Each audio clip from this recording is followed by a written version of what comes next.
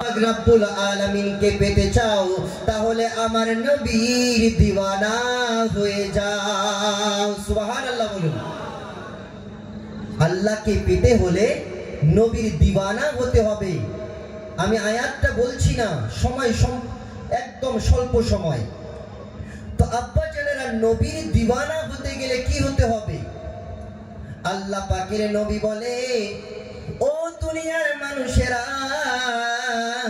ও আমি নবী প্রেমিকেরা, ও আমি নবীর আশিকেরা, শোনো শোনো, আমি নবীকে যদি তোমরা ভালোবাসতে চাও, আমি নবীকে যদি তোমরা প্রেম করতে চাও, আমি নবীকে যদি তোমরা ইশক করতে চাও, তাহলে আল্লাহর ওলিদের দামান ধরো। সুবহানাল্লাহ বলেন না। আল্লাহকে পেতে হলে নবীকে রাজি খুশি করাতে হবে, আর নবীকে পেতে হলে আল্লাহর ওলিদের মাজারের মধ্যে আসতে হবে, আল্লাহর ওলিদের হাতে বায়াত গ্রহণ করতে হবে, আল্লাহর ওলিদের সংস্পর্শে থাকতে হবে। কেননা আল্লাহর ওলিরা কোন দুনিয়ার আর 10 জন মানুষের মতো সাধারণ মানুষ হয়ে থাকে না। আল্লাহর ওলিরা আল্লাহর কাছে সব থেকে প্রিয় হয়ে থাকে। সকলে বলি সুবহানাল্লাহ। তো আল্লাহর ওলিদেরকে আমাদের ভালোবাসতে হবে। তো যারা বলে থাকে যে এই পীর ওলি এদের কাছে আমরা কেন যাব, কোনো দরকার নেই, দরকার নেই পীর ওলি, যারা বলে তাদেরকে আমি ইনশাআল্লাহ পবিত্র কুরআনুল কারীম থেকে একটা দলিলকে সাক্ষী রেখে তাদেরকে আমি জানাতে চাই যে ও ভাইজানেরা, এদিক সেদিক দোলাদলি না করে, যদি আপনি নিজে কুরআন বোঝেননি তাহলে কোনো হাক্কানি আলিমের কাছে আসুন। এইভাবে মানুষদেরকে বিভ্রান্ত বানা যাবে না। কেননা এই ভারতের জমিনে কেউ ইসলাম নিয়ে আসেনি, কোনো মোল্লা ইসলাম নিয়ে আসেনি। এই ভারতের জমিনে ইসলাম নিয়ে এসেছে আল্লাহর ওলিরা। সকলে দুহাত তুলে বলি সুবহানাল্লাহ। এই ভারতের জমিনে ইসলাম নিয়ে এসেছে আল্লাহর ওলিরা। আব্বা জেনেরা, আমার নবী এসেছে সেই আরব ভূমিতে। কোথায়? সেই মুক্কাতুল মুকাররমা, সেই মদিনাতুল মুনাওয়ারার মধ্যে, এই ভারতের মধ্যে ইসলাম এনেছে কে? আপনারা কি এই রহস্য কেউ জানেন? আমরা এত দূর দূরান্তে আছি। আল্লাহ পাক রব্বুল আলামিন বলে, আমি প্রত্যেক জাতির জন্য একজন করে নবী দিয়ে থাকি। নবী আস্তে আস্তে আস্তে আস্তে নবীর দরজাটা, শেষ নবী আমাদের আখিরি নবী হযরত মুহাম্মদ মুস্তাফা সাল্লাল্লাহু আলাইহি ওয়াসাল্লামকে যখন পাঠিয়ে দিলেন, আল্লাহ পাক রব্বুল আলামিন ডাক দিয়ে বললেন, আজকে থেকে আমি নবুয়তের দরজা বন্ধ করে দিলাম। সুবহানাল্লাহ বলুন। আমরা মানুষরা তো দুঃখ প্রকাশ করলাম, আল্লাহ তুমি যদি নবুয়তের দরজা বন্ধ করে দাও, তারা তো ইসলাম পেয়ে গেছে, আমরা যে ভারতের জমিনে এত দূর দূরান্তে আছি, আল্লাহ আমাদের কাছে ইসলাম পৌঁছাবে কি করে? ইসলাম এত শান্তির ধর্মটা কি করে পৌঁছাবে? আল্লাহ পাক রব্বুল আলামিন ডাক দিয়ে বলে, ও দুনিয়ার মানুষেরা, তোরা চিন্তা করিস না, তোরা ভয় করিস না, মনে কষ্ট নিস না, মনে ব্যথা নিস না। আমি আল্লাহ পাক রব্বুল আলামিন নবুয়তের দরজা তো বন্ধ করেছি, কিন্তু বেলায়েতের দরজা আমি বন্ধ করিনি। সুবহানাল্লাহ বলুন। আল্লাহ পাক বলছে, আমি নবুয়তের দরজা বন্ধ করেছি, কিন্তু বেলায়েত অর্থাৎ আল্লাহর ওলিদের দরজা আমি বন্ধ করিনি।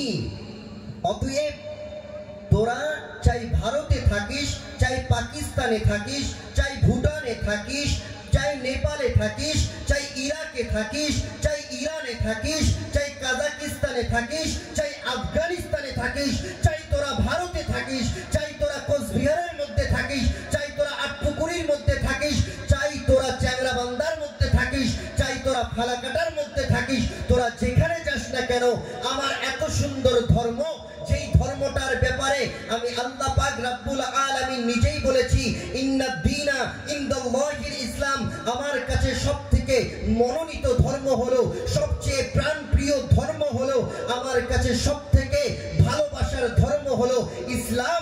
সেই ইসলাম তোদের কাছে ইনশাআল্লাহ তাআলা পৌঁছে যাবে, পৌঁছে যাবে। সকলে দুহাত তুলে বলি সুবহানাল্লাহ।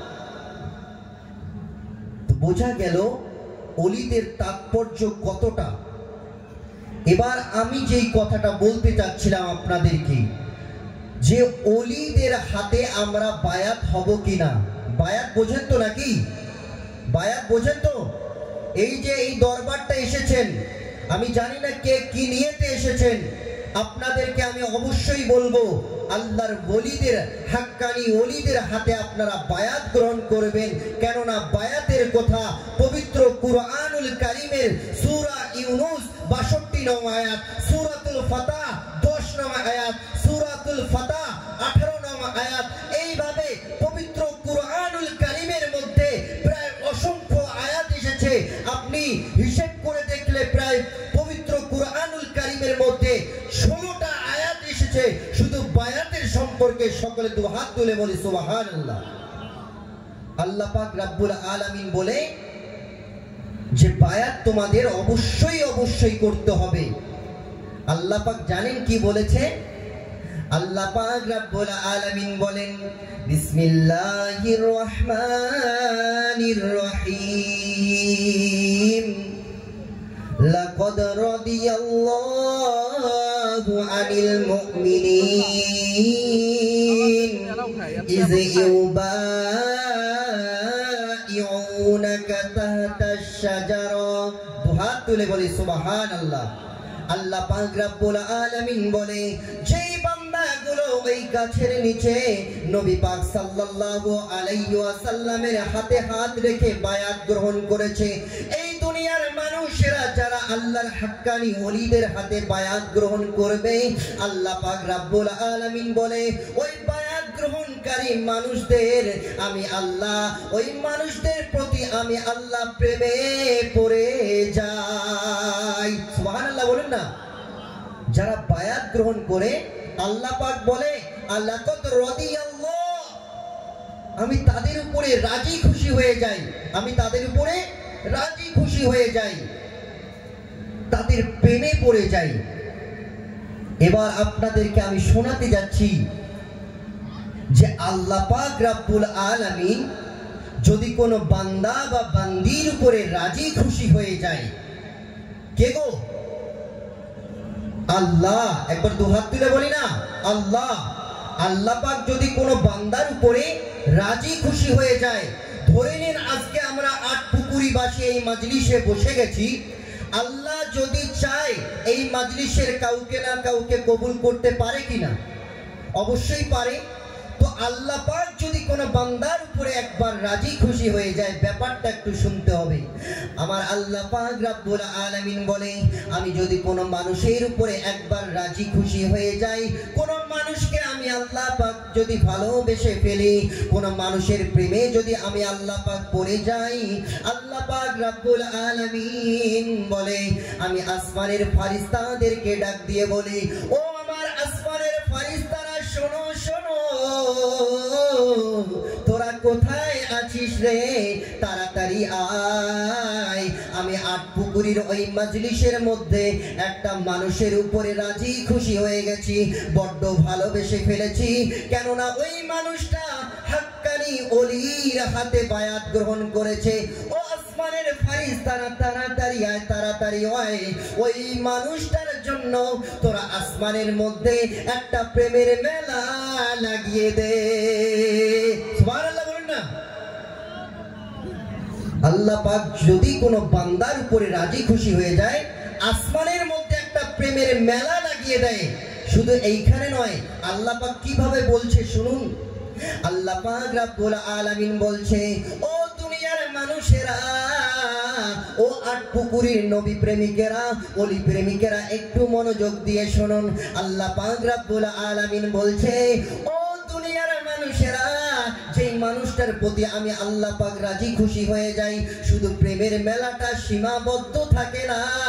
আমি ফারিস্তাদেরকে বলি এই প্রেমের খবরটা এমন ভাবে তোমরা বিকশিত করো যেন আসমানের কোনায় কোনায়, আসমানের কিনারা কিনারা পর্যন্ত পৌঁছে যায়। আল্লাহ পাক যদি একবার রাজি খুশি হয়ে যায়, শুধু এইখানে কি? এইখানে নয়, আল্লাহ পাক রব্বুল আলামিন বলে, ও আমার ফারিস্তারা, ওর প্রতি আমি বড্ড মায়ায় পড়ে গেছি রে, ওর প্রেমে আমি পাগল হয়ে গেছি রে, ওই বান্দাটার উপর আমি আল্লাহ রাজি খুশি হয়ে গেছি। শুধু আসমানের মধ্যে নয়, আসমানের মধ্যে নয়, ওই বান্দাটা দুনিয়ার মধ্যে বসে থাকবে, তবুও মানুষ ওকে সম্মান করবে। ওই বান্দাটা যদি রাস্তা দিয়ে হেঁটে যায়, মানুষ দেখা মাত্র সালাম করবে। ওই মানুষটা যদি বাজারের মধ্যে চলে যায়, মানুষ দেখা মাত্র সালাম করবে। ওই মানুষটা যেখানে যাক না কেন, ওর সম্মানটা বাড়িয়ে দেওয়ার দায়িত্ব তোদের ফারিস্তাদের দিয়ে দিলাম। সুবহানাল্লাহ বলুন। তো আব্বা জানেরা, যদি আল্লাহ রাজি খুশি হয়ে যায়, তাহলে আল্লাহ যার উপরে রাজি খুশি হয়, এই রকম প্রেমিকদের মেলা লাগিয়েছে আজকে আটপুকুরির দরবারে। সকলে দুহাত তুলে বলি না সুবহানাল্লাহ। এটা কি বুঝতে পারছেন না? আরে আল্লাহর বলির উপরে আল্লাহ রাজি খুশি হয়েছে, তো বিদায় আজকে এখানে একটা প্রেম প্রেম ভাব দেখা যাচ্ছে, আল্লাহ ওয়ালা ভাব দেখা যাচ্ছে, নবী ওয়ালা ভাব দেখা যাচ্ছে, এখানে বলি ওয়ালা ভাব দেখা যাচ্ছে। নয়তো এত সহজ হতো না। আল্লাহ তাকে কবুল করেছে বিদায় আজকে আমরা দূর দূরান্ত থেকে, কোথায় আসাম, কোথায় বাংলাদেশ, কোথায় মেখলিগঞ্জ, কোথায় কোচবিহার, কোথায় এত দূর দূর থেকে মানুষেরা এইখানে উপস্থিত হয়েছে। এটা হলো প্রেম, এটা হলো ইশক। তো আল্লাহর ওলিদেরকে সাধারণ ভাবে নেবেন না। আল্লাহর ওলি হতে গেলে অনেক কিছু জিনিস ত্যাগ করতে হয়। আমি ছোট্ট করে শুধু একটু আপনাদেরকে উদাহরণ স্বরূপ বোঝাতে চাই। আল্লাহর ওলি ছিলেন, আল্লাহর একজন জবরদস্ত ওলি ছিলেন হযরতে খাজা মুঈনুদ্দিন চিশতি রাদিয়াল্লাহু তাআলা আনহু। দুহাত তুলে বলি সুবহানাল্লাহ। আমি বেশি সময় নেব না, 2 থেকে 3 মিনিটের মধ্যে জিনিসটা বুঝিয়ে দেব যে আমরা আজমিরে যাই কিনা। আমরা আজমিরে যাই, আল্লাহু আকবার। আজমিরে যে আমরা কেন যাই, আর যারা যায় না তারা কখনো বুঝতে পারবে না। যারা গিয়েছে ওখানের পরিবেশটা, ওইখানে মানুষ গিয়ে ওইখানে আল্লাহর ওলির এমন প্রেমে পাগল হয়ে যায়। আমার চোখের দেখা আজমির থেকে আসার পর একটা মানুষ আর পায়ে জুতা পরে না। আরে সুবহানাল্লাহ বলবেন না? কতটা প্রেমিক হলে ব্যাপারটা এরকম হয়ে যায়। এটা প্রেমের খবর। তো আমি সময় নেব না, আমার মনে হচ্ছে সময় এইখানে আমার শেষ। তো আল্লাহর ওলি হযরতে খাজা মুঈনুদ্দিন চিশতি আব্বা জানেরা, মাত্র 9 বছর বয়সে তিনি পাক্কা মুকাম্মাল 30 পারার হাফিজ হয়েছেন। দুহাত তুলে বলা যাবে না সুবহানাল্লাহ? তিনি আমাদের এই ভারতবর্ষে আজমিরে তার বাড়ি ছিল না, সেই কোথায় ইরানের সানজার নামক একটা শহরে তিনি বাস করেন, বা সেখানে তার জন্মভূমি। এই খাজা মুঈনুদ্দিন চিশতি আল্লাহ পাক রব্বুল আলামিন তাকে এত বেশি কবুল করে নিয়েছে, এত বেশি কবুল করে নিয়েছে, তিনি একবার মদিনাতুল মুনাওয়ারার মধ্যে গিয়েছেন। কোথায়? মদিনাতুল মুনাওয়ারার মধ্যে তিনি চলে গিয়েছেন। মদিনাতুল মুনাওয়ারা নবী পাক সাল্লাল্লাহু আলাইহি ওয়াসাল্লামের রওজা মুবারকের পাশে গিয়ে আল্লাহ পাকের নবীকে সালাম দেয়, আসসালাতু আসসালামু আলাইকা ইয়া রাসূলুল্লাহ। ও আমার নবী গো, আপনার প্রতি আমার জান কুরবান। রওজার ভিতর থেকে আল্লাহ পাকের নবী ডাক দিয়ে বলে, ওয়া আলাইকাস সালাম ইয়া কুতুবাল আখতাব। আর সুবহানাল্লাহ বলুন। আল্লাহ পাকের নবী রওজা মুবারক থেকে তিনি সালাম দিচ্ছেন, সালামের জবাব দিচ্ছেন, ওয়া আলাইকা